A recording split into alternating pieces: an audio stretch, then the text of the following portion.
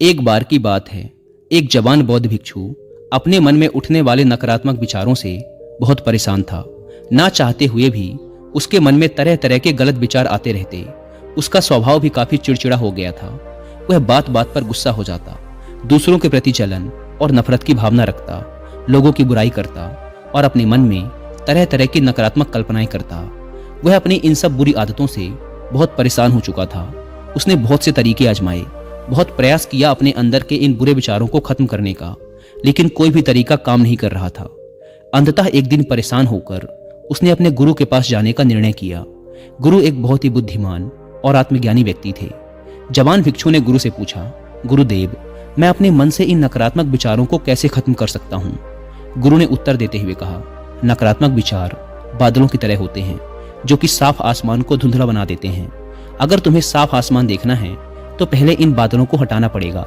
ठीक इसी प्रकार अगर तुम अपने दिमाग से नकारात्मक विचारों को खत्म करना चाहते हो तो सबसे पहले तुम्हें इन नकारात्मक विचारों के मूल कारणों को पहचानना और उन्हें नष्ट करना पड़ेगा। जवान भिक्षु को गुरु की यह बात ठीक से समझ नहीं आई तो उसने गुरु से इसे थोड़ा विस्तार से समझाने का आग्रह किया। तब गुरु ने शिष्य को एक कहानी सुनानी शुरू की। एक बार एक व्यक्ति जंगल से गुजर रहा था। तभी उसे रास्ते पर एक सर्प दिखाई पड़ा। सर्प को देखते ही वह व्यक्ति डर गया और वहां से भागने लगा। जैसे ही वह दौड़ा, उसका पैर एक पत्थर से टकरा गया और वह वहीं गिर पड़ा। उसने खुद को बुरी तरह घायल कर लिया था।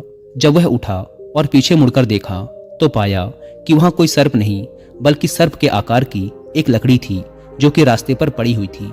यह देखकर उस व्यक्ति को महसूस हुआ कि उसे नुकसान पहुंचाने का कारण वह सर्प नहीं बल्कि उसके खुद के अंदर बैठा डर और नकारात्मक विचार हैं जिसने उसे घायल कर दिया।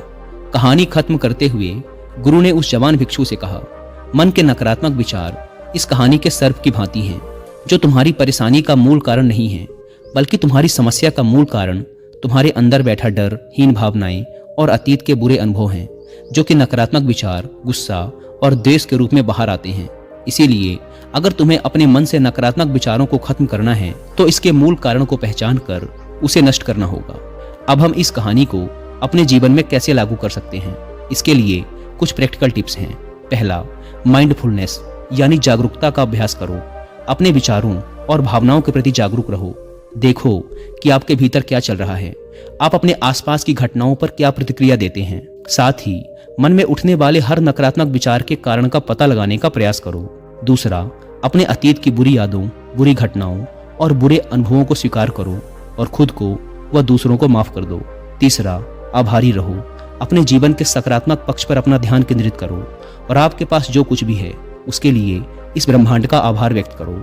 आभार व्यक्त करना हमारे नजरिए को सकारात्मक बनाता है और हमारे अंदर से नकारात्मक भावनाओं को खत्म करता है।